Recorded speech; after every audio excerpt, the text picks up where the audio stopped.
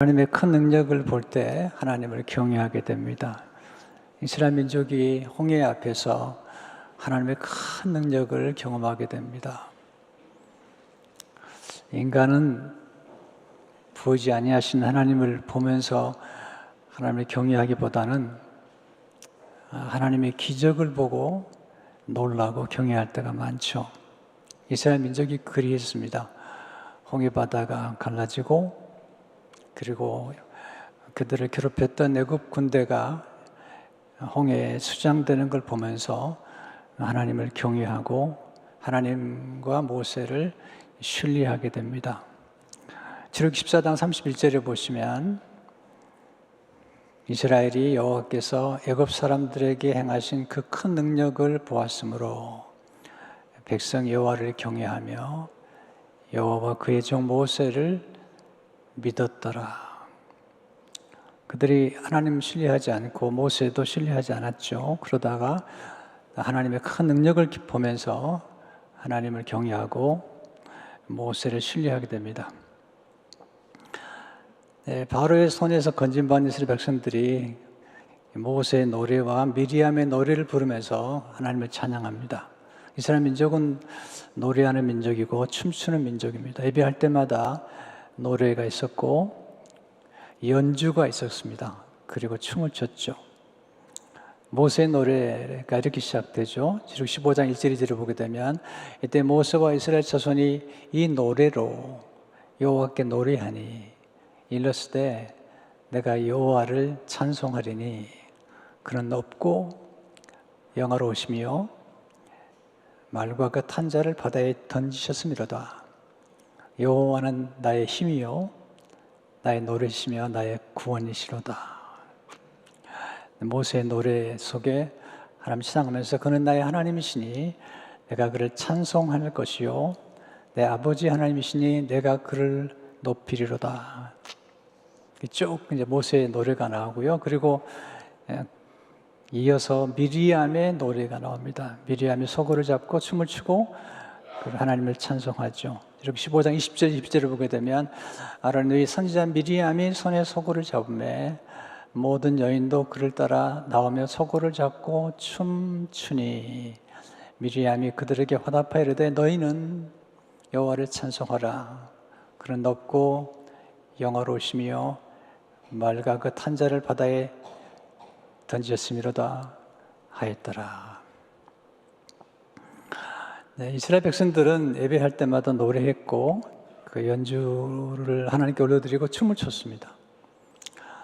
우리도 연주도 하고 노래도 부르는데 춤은 안 추는 것 같아요. 춤을 하면 춤 좋겠어요. 예배 가운데. 그런데 이렇게 놀라운 축제 예배를 드렸던 이들이 그 다음 가는 길이 광야길입니다. 자, 이게 인생에 우리가 배우는 교훈이죠. 하나님은 어떻게 그들을 인도하시는지. 첫 번째, 하나님은 구원받은 백성을 광야에서 키우십니다. 구원이 끝이 아니고요. 이제 이스라엘 민족들이 구원받은 다음에 그들을 광야로 보내십니다. 꽃길이 아니라 광야로 보내죠. 22절을 보시면 모세가 홍해에서 이스라엘을 인도하며 그들이 나와서 수르 광야로 들어가서 거기서 사흘 길을 걸었으나 물을 얻지 못하고 광야로 갔고요. 그리고 물이 없었습니다. 그들이 애굽 땅을 떠날 때 하나님께서 그들을 구원하실 뿐 아니라 또 하나 그들을 축복하셨던 것은 물질의 축복입니다. 하나님이 아브라함에게 언약을 맺으실 때 그들이 객이 되어 400년을 머물다가 떠날 때는 큰 재물을 이끌고 나갈 것이다. 그렇게 약속하셨어요. 하나님 약속을 기억하시고 약속을 지키는 분이죠. 창세기 15장 14절을 보시면 그들이 섬기는 나라를 내가 징벌할지며 그 후에 내 자손이 큰 재물을 이끌고 나오리라. 하나님이 이제 그 400년이 지난 다음에 모세를 만나셔서 모세에게 이스라엘 백성들을 출애굽시키라고 말씀하시면서 이 아브라함의 언약을 다시 한번 상기시키세요. 출애굽기 3장 21절 22절을 보게 되면 내가 애굽 사람으로 이 백성에게 은혜를 입히게 할지라 너희가 나갈 때 빈손으로 가지 아니하리니 여인들은 모두 그 이웃 사람과 및 자기 집에 거류하는 여인에게로 은폐물과 금폐물과 의복을 구하여 너희의 자녀를 꾸미라. 너희 애굽 사람들의 물품을 취하리라. 하나님이 모세에게 놀라운 약속을 주시죠. 빈손으로 가지 않겠다. 참 놀라운 일이죠. 네, 400년 동안 고센 땅에서 수고한 그들에게 빈손으로 보내지 아니하시고 그들에게 큰 재물을 허락하시는 겁니다. 그리고 정말로 그 약속이 이루어져서 출애굽기 12장 35절 30절을 보게 되면 이스라엘 자손이 모세의 말대로 하여 애굽 사람에게 은금 폐물과 의복을 구하며 여호와께서 애굽 사람들에게 이스라엘 백성에게 은혜를 입히게 하사 그들이 구하는 대로 주게 하심으로 그들이 애굽 사람의 물품을 취하였더라. 여러분 보세요. 인간의 노력만 가지고 돈을 버는 게 아니고요. 하나님 허락하시면 재물도 따라오는 것을 보게 됩니다. 여러분에게도 그런 은혜가 있기를 바랍니다. 땀 흘려 노력한다고 재산이 따라오는 게 아닙니다. 하나님께서 이제 광야 40년을 거치면서 모세를 통해서 하신 말씀 가운데 하나가 너에게 재물을 얻는 능력을 하나님이 주셨다고 말씀하시고 계시죠. 이스라엘 민족들이 이제 출애굽을 하고 그리고 이제 큰 재물을 얻어서 나오는데 그들이 걸어간 길이 광야입니다. 꽃길이 아닙니다. 자유, 해방, 대단한 것입니다. 그러나 자유는 방종이 아니라 책임이 따르고 또 그 자유를 통해서 하나님이 놀라운 역사를 일으키시는 것을 보게 됩니다. 문제는 그들이 구원을 받았고 그리고 자유를 얻었지만 여전히 그들의 자아상은 노예입니다. 노예. 하나님이 위대한 민족으로 그들을 부르시긴 했지만 이 종의 습관, 생각의 습관이 있어가지고 그들의 자아상은 여전히 종의 자아상을 가지고 있습니다. 아직 변화되지 않았죠. 구원을 받았지만 그들의 정신세계는, 언어는 여전히 노예에 불과한 것입니다. 하나님이 그들을 왜 광야로 인도하실까요? 광야에서 키우기 위한 것입니다. 그래서 우리는 이 말씀을 통해서 인생이 무언가를 배우게 됩니다. 인생은 어렵습니다. 인생은 광야입니다. 살아보시면 알잖아요. 산 넘어 산입니다. 문제 하나가 끝나면 또 다른 문제가 기다립니다. 인생이 어렵다는 사실을 인정하는 게 시간이 많이 걸립니다. 제가 여러 번 간증하고 말씀드렸지만 제가 목회 초기에 또 미국 생활이 정말 어려웠습니다.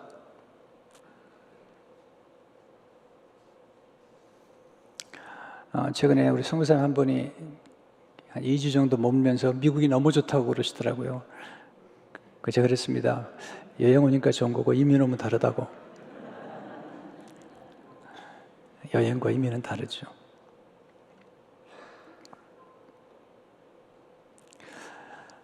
거기에 목회가 정말 어려웠습니다.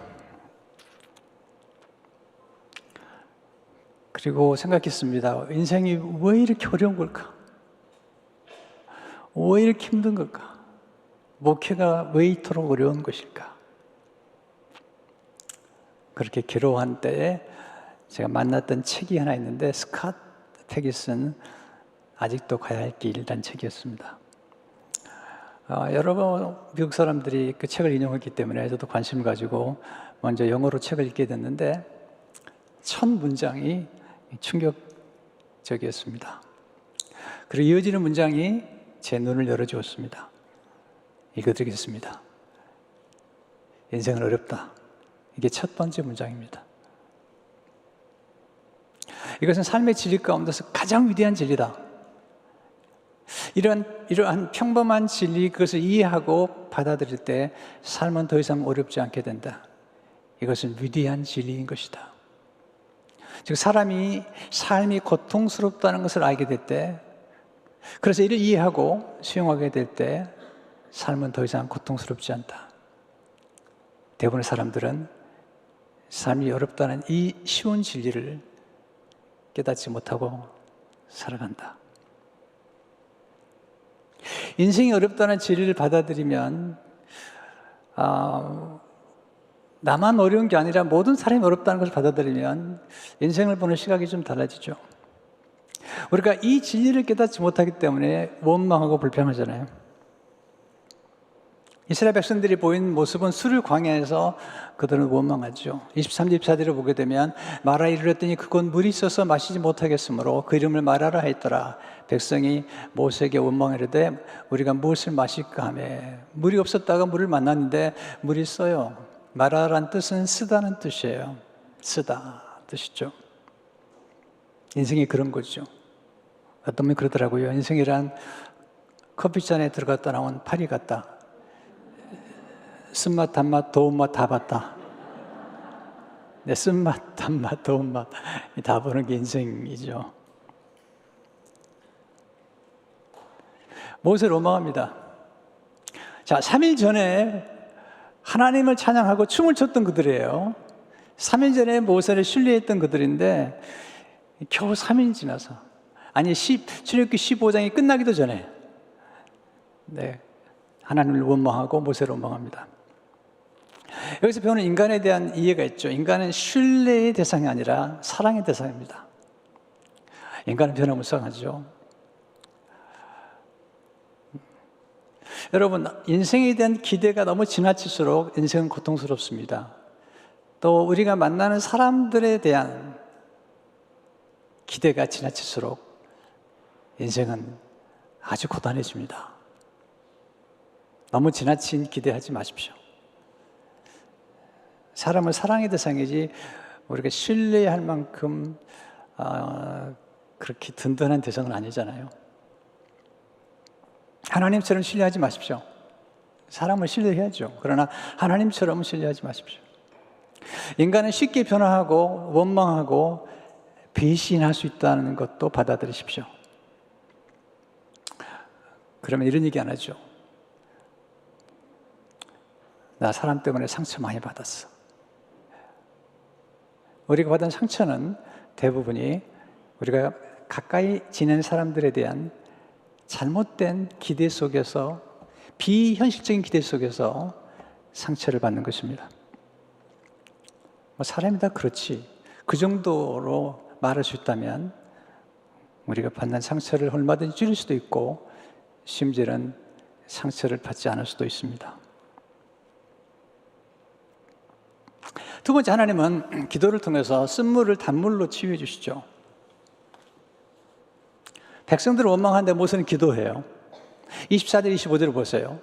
백성이 모세에게 원망하여 이르되 우리가 무엇을 마실까 하며 모세가 여호와께 부르짖었더니, 여기서 배우는 교훈이 뭐죠? 미숙하면 원망하고 성숙하면 기도하게 됩니다. 모세는 광야 40년 지내면서 성숙한 하나님의 사람이 됐죠. 이스라엘 백성들은 아직 아니에요. 그래서 우리가 마라의 쓴물이 어떻게 단물이 되며 어떻게 문제가 기적이 되며 그리고 위기가 기회가 되는지를 배워야 됩니다. 어떻게 하면 가능한가? 똑같은 문제를 보고도 어떤 사람은 그 문제 속에서 기적을 만들어내 가면 어떤 사람들은 문제 때문에 몰락해버리죠. 이게 자주 말씀드리지만 또 말씀드려야 돼요. 왜냐하면 우리가 만나는 문제, 과거에 어떤 문제를 해결했든 상관없이 오늘 우리가 만나고 직면한 문제가 가장 심각하기 때문이죠. 그래서 우리는 문제 해결에 대한 원리를 거듭 배울 필요가 있습니다. 어떻게 문제를 기적으로 만들까요? 어떻게 쓴물을 단물로 만들까요? 첫째로 문제를 긍정적으로 해석하는 습관을 기르십시오. 문제보다 중요한 것은 문제를 바라보는 안목이죠. 어떻게 해석하느냐? 문제를 부인하지 마세요. 문제를 인식하세요. 이스라엘 백성들이 마실 물이 없는 것도 문제고 또 마라의 쓴물도 문제죠. 근데 중요한 건 문제를 부정적으로만 접근해서는 안 됩니다. 그러면 문제 속에 우리가 함몰돼 버려요.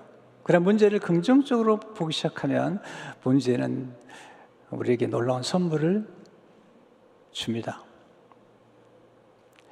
제가 경험한 경험들이고 성경이 증거하는 경험들이 몇 가지 있습니다. 문제 속에는 해결책의 씨앗이 담겨 있습니다. 아주 중요한 원리입니다. 문제 속에 기적의 씨앗이 담겨 있습니다. 문제는 기적을 창조하는 재료입니다. 성경에 나타나는 모든 기적은 문제 때문에 생긴 겁니다. 홍해 기적도 홍해라는 문제 때문에 생긴 것이죠. 지금 마라의 쓴물도 마라의 쓴물이라는 문제 때문에 쓴물이 단물이 되는 기적이 생긴 것입니다. 문제를 부정적으로만 접근하고 문제를 크게 생각하면 문제에 압도당하게 되죠. 그래서 우리 문제를 해결할 수 있는 가장 좋은 방법은 문제를 향했을 때 중요한 것은 태도죠. 긍정적인 태도. 야고보 1장 2절 3절을 보게 되면 내 형제들아 너희가 여러 가지 시험을 당하거든 온전히 기쁘게 여기라. 이는 너희 믿음의 시련이 인내를 만들어내는 줄을 너희가 알미라. 시험을 만났을 때 오히려 기쁘게 여기라는 것입니다. 두 번째, 문제를 하나님께 가지고 나가서 기도하십시오. 모세가 문제를 만났을 때 문제를 하나님께 가지고 나갔습니다. 그런 홍해 앞에서 그는 하나님께 기도했습니다.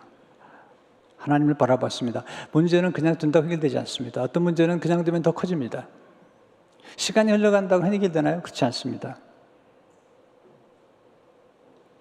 그러나 우리가 문제가 왔을 때 문제를 하나님께 가져나가면 하나님께서 문제를 해결하도록 도와주시죠. 그건 다양한 방법으로, 하나님은 지혜로우시고 전능하시기 때문에 다양한 방법으로 해결해 주시죠.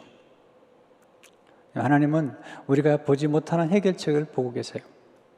알고 계세요. 직접 개입하시든지 아니면 지혜를 주시든지 아니면 사랑을 보내주시든지 다양한 방법으로 하나님께서 역사하시는 겁니다.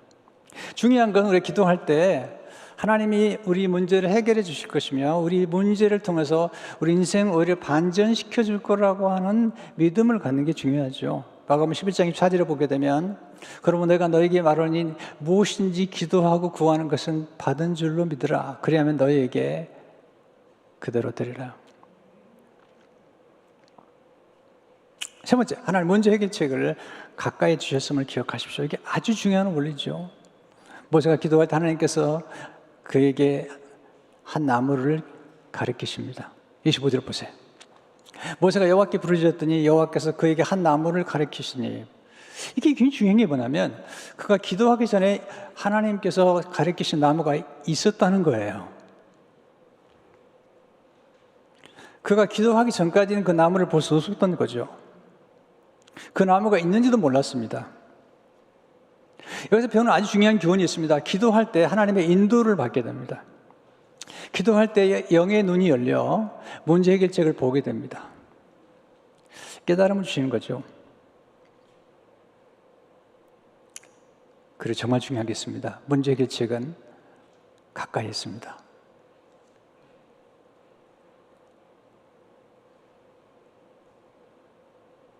바로 눈앞에 나무가 있었던 거거든요. 그리고 우리와 함께 하신 하나님이 문제 해결책이에요. 하나님이 우리와 늘 함께 하시잖아요. 아브라함 이삭을 번제로 드리죠. 순양을 하나님 예비하셨어요. 근데 이삭을 번제로 드리기 전까지 순양이 보이지 않았어요. 아브라함 눈에. 번제물로 드렸을 때에, 그리고 정말로 이삭을 번제로 드리려고 할 때 하나님께서 예비한 순양이 보이죠. 창세기 22장 13절을 보세요. 아브라함이 눈을 들어 살펴본 즉 한 순양이 뒤에 있는데 뿔이 수풀에 걸려 있는지라 아브라함이 가서 그 순양을 가져다가 아들을 대신하여 번제로 드렸더라. 하나님이 순양을 미리 예비하셨거든요. 여호와 이레. 그런데 순종하기 전까지는 보이지 않았죠. 여기서 배우는 네 번째 교훈이 있습니다. 하나님은 순종을 통해서 기적을 일으켜 주십니다. 나무를 준비하신 건 하나님이시고요. 쓴물을 단물로 만드신 것도 하나님이시고요. 그러나 나무를 물에 던지는 것은 모세가 할 일입니다. 이게 하나님이 하실 일과 우리가 할 일이 있어요. 문제가 생기면 우리가 기도해야 됩니다. 기도는 우리가 해야 되죠. 25절 보세요. 그가 물에 던지니 물이 달게 되었더라. 하나님 보여주신 나무를 보고만 있으면 되는 게 아니에요. 보여주신 것을 가지고 행동해야죠. 하나님이 나무를 물에 던지는 건 대신해 주잖아요. 나무를 준비하는 건 하나님이 하세요. 나무를 던지는 건 모세 보고 하라는 거예요. 쓴물을 단물로 치료하시는 것은 하나님이 하시는 거예요. 그러나 쓴물에다가 나무를 던지는 것은 하나님 대신해 주잖아요. 이 긴장, 하나님이 하실 일과 우리가 해야 될 일에 대한 긴장을 이해하는 것이 신앙과 이성의 조화라는 것이죠. 놀라워요. 나무에 던졌더니 쓴물이 단물이 되었죠. 놀라운 기적이죠. 근데 더 놀라운 사실은 쓴물을 단물로 만들어진 바로 거기서 하나님께서 이스라엘 백성들에게 율례를, 법도를 정해주셨다는 거죠. 힘들어요. 왜냐하면 문제 때문에 기적이 생겼을 뿐만 아니라 그 문제를 통해서 하나님의 계시가 임하고 하나님의 어떤 분인가를 보여주시는 거죠. 하나님은 치료하신 하나님이시다. 여호라파 하나님이시다. 25절 16절을 보시게 되면 거기서 여호와께서 그들을 위하여 법도와 율례를 정하시고 그들을 시험하시사 이르시되 너희가 너희 하나님 나 여호와의 말을 들어 순종하고 내가 보기에 의를 행하며 내 계명에 귀를 기울이며 내 모든 규례를 지키면 네굽 사람에게 내린 모든 질병 중 하나도 너에게 내리지 아니하리니 나는 너희를 치료하는 여호와심이라. 근데 여기서 궁금한 게 하나 있습니다. 모세가 쓴물을 단물로 바꿀 수 있는 하나님을 어떻게 신뢰하게 됐을까요? 쓴물을 단물로 바꿀 수 있는 하나님을 신뢰하게 된 까닭은 그가 애굽에서 나일강의 물을 피로 바꾼 경험이 있기 때문이에요. 출애굽기 7장 20절을 보세요. 모세와 아론 여호와께서 명령하신 대로 행하여 바로와 그의 신하의 목전에 지팡이를 들어 나일강을 치니 그 물이 다 피로 변하고, 이게 하나님의 역사예요. 물이 피로 변할 수 있다는 거죠. 물이 피로 변하고 나중에 하나님께 기도했더니 다시 물이 되죠. 이게 하나님의 역사죠. 물이 피가 됐다면 쓴물이 단물이 되는 건 어렵지 않죠. 우리의 믿음은 과거에 경험한 하나님을 기억할수록 하나님의 기적을 경험하고 그리고 그 경험을 통해서 점점 강해지죠. 우리가 문제를 만날 때마다 과거에 하나님이 도와주신 은혜를 기억해야 합니다. 우리의 문제와 이스라엘 백성의 문제는 뭐냐면 하나님의 은혜와 기적을 너무 쉽게 망각한 거죠. 3일 전에 홍해를 가르시고 애굽 병거를 홍해에 수장시키신 그 하나님의 능력을 보고도 3일 만에 그 하나님의 기적을 망각한 채 원망하고 있잖아요. 아니 지금 불 기둥과 구름 기둥 하나님 인도하고 계신 하나님의 임재의 현존을 보고도 그들은 원망하고 있습니다.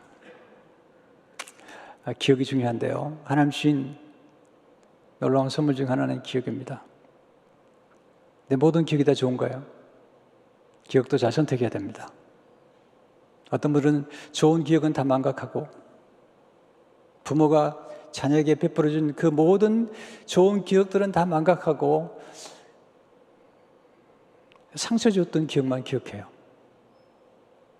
부모님이 자녀에게 베풀어준 사랑이 얼마나 큰데 그건 다 망각하고 한마디 했던 것, 상처 준 한마디 기억하면서 두고두고 얘기하잖아요. 그러니까 하나님께 받은 은혜가 얼마나 많습니까? 우리 인생에 찾아온 고난과 문제 때문에 아픈 것만 기억하면 그건 지혜롭지 않죠. 우리 기억이 보배가 되려면 좋은 기억, 은혜 받은 기억, 기적을 경험한 기억들이 우리 믿음의 보배입니다.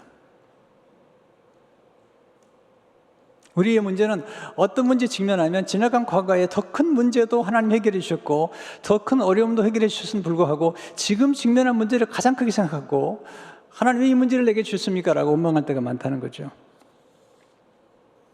그래서 우리는 우리가 직면한 문제를 조금 객관화하고 그리고 좀 자세히 살펴볼 필요가 있죠. 제가 그런 경험을 했는데요. 제가 직면한 문제가 제일 커 보이고요. 제가 지금 경험하는 문제가 제일 커 보이는 게 문제죠. 그래서 문제를 객관할 필요가 있습니다. 제가 인생을 찾아오면서 어려움과 역경을 만났을 때마다 그 어려움과 역경을 잘 극복할 수 있었던 비밀이 하나 있습니다. 그 비밀은 하향 비교라는 것입니다. 저는 비교하는 걸 별로 좋아하지 않습니다. 목사님들 사이에도 비교하는 걸 별로 좋지 않습니다. 또 교회도 교회끼리 비교하는 걸 별로 좋아하지 않습니다. 잘못 비교하게 되면 교만해지고 또는 비참해지죠. 그런 비교는 좋지 않지만 우리가 문제를 객관화하고 내 문제만이 큰 문제가 아니라는 사실을 알고 내 문제를 잘 견디고 극복하기 위해서 자신의 문제를 객관화하기 위해서 하향 비교, 곧 나보다 더 어려운 사람들, 나보다 더 큰 문제와 고난을 겪었던 사람들이 어떻게 문제를 극복했는가를 생각하면서 그렇게 하향 비교를 해보는 것은 큰 도움이 됐어요. 제가 인간관계 어려움을 겪었을 때 생각했던 인물이 요셉이죠. 요셉은 가장 사랑받아야 될 형제들에게서 미움받았고 버림받았습니다. 그리고 욥을 생각했습니다. 그리고 가장 가까운 장인에게 네,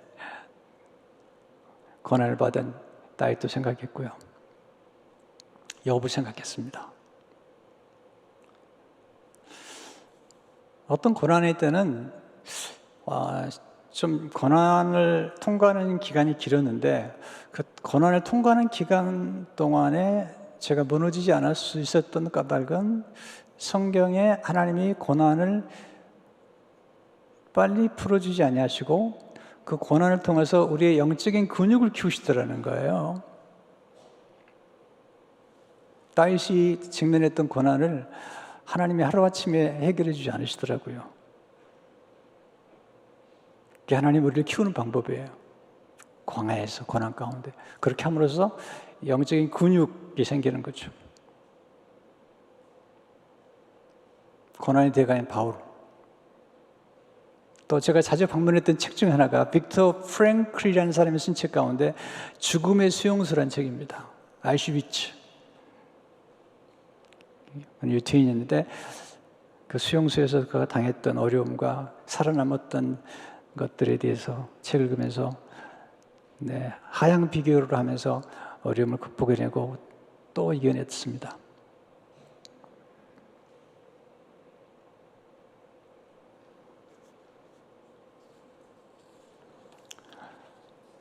요즘 편두통이 가끔 와요.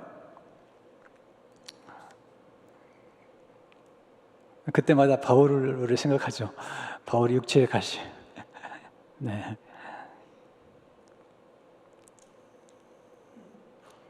그래서 가끔 하향 비교를 해볼 필요가 있습니다. 나보다 더 어려운 사람들, 고통 중에 있는 사람들. 그러면 우리의 문제는 별 문제가 아닙니다. 그리고 극복할 수 있는 문제라고 생각하죠. 마지막으로 하나님은 광야 속에 오아시스를 준비해 주셨습니다. 광야만 계속되는 게 아니고요. 중간중간에 오아시스가 있죠. 그게 엘림이죠. 27절을 보시면 그들이 엘림에 이르니 거기에 물샘 12과 정려나무 70그루가 있는지라 거기서 그들이 그 물 곁에 자막을 치니라. 이런 생각이 들어요. 이스라엘 민족이 조금만 더 참고 엘림까지 갔으면 거기에 오아시스를 만나는 건데 근데 사람이 그렇게 쉽게 참을 수 있는 게 아니잖아요. 근데 모세가 40년 동안 광야 생활하면서 그가 알고 있었던 것 중에 하나가 광야뿐만 아니라 오아시스입니다. 이진희 목사님 쓴 광야를 읽다는 책에 보면 광야 오아시스가 450개가 더 되었다 그래요. 사막에는 우리가 잘 알듯이 오아시스가 있다. 이스라엘 백성들이 지나온 시내 광야에는 450여 개의 오아시스가 있다고 한다. 출애굽기와 민수기를 보면 이스라엘 백성들이 광야를 지나다가 들렸던 곳들이 있는데 그것이 다 오아시스라고 생각하면 된다. 출애굽기에 엘림이라는 곳이 나온다. 그곳에는 종나무 70그루와 12개의 샘이 있었다. 이런 것은 오아시스다. 혹시 저아시아 추리 가보셨나요? 네, 오아시스죠. 중요한 것은 이 오아시스를 만날 때 충분히 쉬어가야 돼요. 사막을 잘 거느는 방법에 대해 책을 쓰신 분이 계신데 그분이 아주 강조해요. 오아시스를 만났을 때 충분히 쉬어가지 않으면 죽는답니다. 다음 오아시스까지 가기 위해 충분히 쉬어가야만이 멀리 갈 수 있다는 겁니다. 오아시스 찾을수록 멀리 갈 수 있습니다. 오아시스가 뭐죠? 교회입니다. 우리 그리스도인들에게 교회. 인생 광야길에서 교회라는 오아시스 안에서 와서 생수를 마시고 하나님의 인도를 받고 그리고 함께 광야길, 인생길, 나그네 길 가는 사람들끼리 서로 정보를 교환하고 서로 격려하면서 길을 가는 것, 그 오아시스죠. 교회입니다. 하나님 나무 십자가를 통해서 우리의 문제를 해결해 주십니다. 하나님 모세에게 가르쳤던 나무가 선물이 단물이 됐는데 하나님은 예수님에게 나무 십자가를 가르치셨어요. 모세는 나무를 던졌지만 예수님은 나무 십자가를 치셨습니다. 그리고 우리를 구원하셨죠. 베드로전서 2장 24절을 보게 되면 지 나무에 달려 그 몸으로 우리 죄를 담당하셨으니 이는 우리로 죄에 대하여 죽고 의에 대하여 살게 하려 하심이라. 그가 채찍에 맞음으로 너희는 나무를 얻었으니 십자가에서 우리가 의롭게 되고 그리고 병고침도 받게 되죠. 예수님은 물로 포도주를 만드셨고요. 포도주로 나중에 보면 보혈을 만드시죠. 누가복음 22장 10절을 보게 되면 저녁 먹은 후에 잔도 그와 차 이르시되 이 잔은 내 피로 세우는 새 언약이니 곧 너희를 위하여 붓는 것이라. 예수님의 보혈은 우리를 구원하신 보혈이죠. 우리가 문제가 있을 때마다 하나님이 우리에게 가르치신 나무가 있는데 십자가죠. 왜냐하면 십자가에서 우리 인생의 저주가 축복이 됐기 때문이죠. 갈라디아서 3장 13절을 보게 되면 그리스도께서 우리를 위하여 저주를 받아서 율법의 저주에서 우리를 성령하셨으니 기록된 바 나무에 달린 자마다 저주 아래 있는 자라 했습니다. 예수님 십자가에 저주를 받으심으로 우리가 축복을 받게 됐습니다. 어떤 문제가 있든지 십자가 앞에 나가면 해결됩니다. 여러분 부부싸움 하십니까? 십자가 앞에 나가면 한 사람이 죽으면 됩니다. 이해가 안 되나? 다시 한번 설명을 해드릴까요? 네. 십자가에서 죽고 십자가에서 내려놓으면 짜증이 나십니까? 화가 나십니까? 십자가 앞으로 나가십시오. 근데 비밀이 십자가에 있습니다. 십자가 앞에 가면 우리 옛자는 죽고 새롭게 태어나게 되고 그리고 저주는 축복으로 죄인은 의인으로 가난한 자는 부욕하게 되는 이런 은혜를 경험하게 되죠. 지금도 하나님은 기적을 일으키십니다. 기도하면 기적이 일어납니다. 기도하면 하나님이 문제를 해결해 주십니다. 오늘도 하나님의 놀라운 은혜가 기도하는 가운데 여러분이 함께 하시길 주 이름으로 축원합니다. 하나님 감사합니다. 오늘 주신 말씀으로 양식을 삼고 지혜를 얻고 하나님이 주신 놀라운 은혜가 우리 성도들의 가정에 그리고 인생의 고난과 문제에 직면한 분들이 낙심하지 아니하고 문제가 기적이 되며 쓴물이 단물이 되며 위기가 기회가 된다는 이 놀라운 사실을 기억하며 우리 인생을 역전시키시는 하나님 앞에 나아가는 가운데 계속해서 승리하는 삶을 살게 하시고 인생의 어려운 여정에서 교회라는 오아시스를 만나서 힘을 얻고 우리가 하나님 앞에 본향에 들어갈 때까지 전진하도록 축복해 주옵소서. 예수 이름으로 기도합니다.